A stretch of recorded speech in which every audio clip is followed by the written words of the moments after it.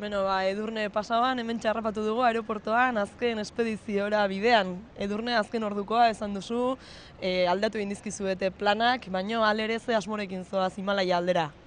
Bueno, gogoarekin ez da gogoa, ez da behin ekentzen, eta nahiz eta egunero oztopo berri bat aurkitu gure bide honetan, eta orain aldaketa honekin, xixara ezin dugula joan ez digutelako Tibetera usten sartzen, Annapurnara goaz, eta orain azken momentuetan txip aldatu behar izan dugu, eta horrelako mendi batetara lehenik eta behin aurre egitea, baina nik uste taldea gogotsu di joala, eta nik batzutan gauza zaila jartzen direnean behar bada gero errestuko dira bidean.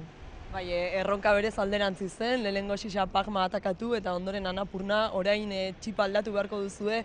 Olako mendi bat igotzeko dena planifikatu beharko da aldez aurretik.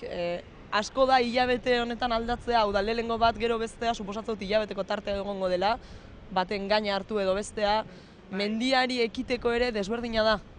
Bai, bueno, beste era batetara, guk Annapurnara joan bar gendunean, xixatik gentozen, edo gure intentzioa xixatik etortzea zen, eta orduan aklimatazio bat euki, aklimatazio horrekin xixara joan, eta orduan behar bada modu alpino batetan edo ja behin aklimatatuta egon, zuzenen jun gailurrera, ez. Orain Annapurnan bertan aklimatazioa egin barko dugu, dena mantxogo joan barko da, ez da egongo inon Annapurnan, badakit espedizio gehiago guk esaten gendu, apirilean goazenean, xixaren ondoren, espedizio gehiago daude Annapurnan, eta denan artean lan egingo dugu ez. Orain goazenean badakigu ziur hilabete guztia bakarrik egongo garela hanez, eta lan kristona egin barko dugula, taldeak benetan lan handia egin barko dugula. Edurne, eta emakume rol hori begiratuta, hor dauzkatzu, eskura, 14.000koak, lehenengo emakumea izatea lortu edo ez, azkenean garrantzia dauka lehenengoa izateak edo garrantzia dauka norberak lorpen hori lortzeak. Netzako nik nire lorpena lortzea dela, 14.000koak ekita benetan bueltatzen izenen ekainean edo etxera berriz 14koak bukatu eta jazta ez. Gero lehenengoa izan edo, deno eri gustatuko litzaiguke fijo lehenengoa nik uste eta azkenean jendeak ere bultza egiten duelako eta horrela ez. Baina nire nahi handiena da, ja momentu honetan eta puntu honetan ja, hainbeste gauza pasatu ondoren bukatzea da. Esan dugu, bi falta zaizkizula, aurreko 12ak zergatik egin dituzu da, ze motivazioak eman zintuen halako mendiak igotzera, txindoki ez da nahikoa?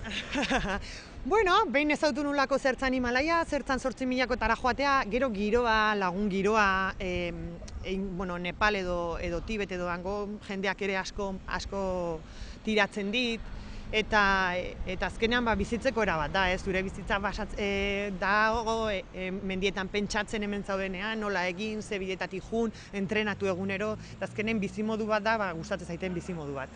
Eta mendia ez paleuka, Edurne Pasamanek, zein luke? Ez dakit zingo nuken, askotan pentsatzen dut eta pixka bat 14ak bukatzeare bildurra hoxe da, ez? Bilatu behar da ondoren datorrena ere niri personalki betetzea gustatuko litzaidake, ez?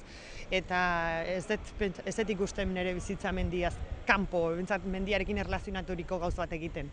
Eta urtean hainbeste hilabete mendian eta etxetik kanpora hainbeste denbora pasata, mendian zaudenean zer izaten duzu buruan, hau da, ondorengo 3 pausuak edo haratago begiratzorik badago. Areago bilatzen duzu askotan, antzaudenean denbora asko daukazu hemen zure geroa pentsatzen, ez? Eta beti nago pentsatzen zer egingo dudan, eta gehien bat eguneroko gauzak sinpleak, ez? Edo etxean konponketa batekin behar dudala, edo gustatuko litaiake horrelako gauzak pentsatzen dira, bai, osea, flipatu iten da, horrea jute ganen, eta igual asierre bai dala Supermanitas pintatuko dut, etxeko pareta hau edo garajean jarriko dut hau, eta horrelako txorakeriak, baino kosa sinpleak eguneroko bizitza normal batetan pentsatzen dianak, han pentsatzen dira asko. Eta esan duzu, denbora asko pasatzen duzuela, hilabete asko dira, joaten zaiten taldetxo handanak batera, giroa garrantzitsua da.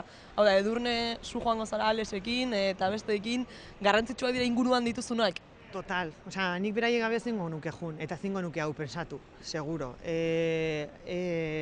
Nire ustez importanteena da taldean giroan ondo gotea, eta mendian exitoa eukitzea edo gailurra iristeak taldean ondo balin bagaude kanpamentuan horren asuntoa hor daola, ez? Giroa ondo bali bada, mendian dena ondo aterako zaigu. Beraz, mendian nolabait taldeko kirola dela esan daiteke, kanpotik ikusita ematen du, norbere erronka pertsonala dela, ez? Bakoitzak egiten duelako bere bidea, taldea funtsezkoa da. Nire ustez, nire kasuan, da, taldeko kirol badat, eta, azkenean, egun hilabete eta piku elkarrekin pasatu behar dituzu, eguneroko gauzak beraiekin pasa behar dituzu.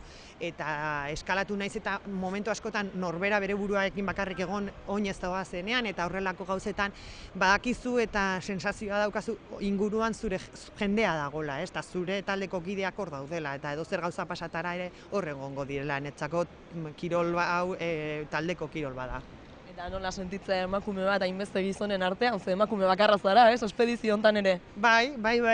Bueno, ohituta nago, Osea, ez pentsa erresa danik, ze 3 hilabete aurrez dauzkagu orain, eta 3 hilabete hauetan momentu onak eta txarra daude, eta batzutan hauek aguantatzea zaila izaten da, Baina, bueno, nik oso ondo taldeaz aparte oso lagunak era denak, eta ezautzen gara gaztetatik, orduan ez dago inongo arazorik.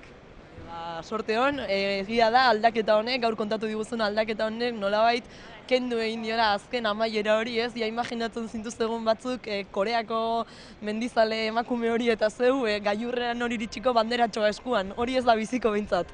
Pentsatzen dut ezetz, ez da? Hori izan bai pixka gure nahi esaten gendun guxixan, azkar bukatzen bali magoan apurnara joaten gara eta behar bada gauzak bion arten egin ditzazkegu, ez da? Eta ez da sortatuko hori. Sorte hon Edurne, ez dakit besteak baino lehen, baina egin ditzazun eta denak bete eta etortzen zaren. Eskerrik asko.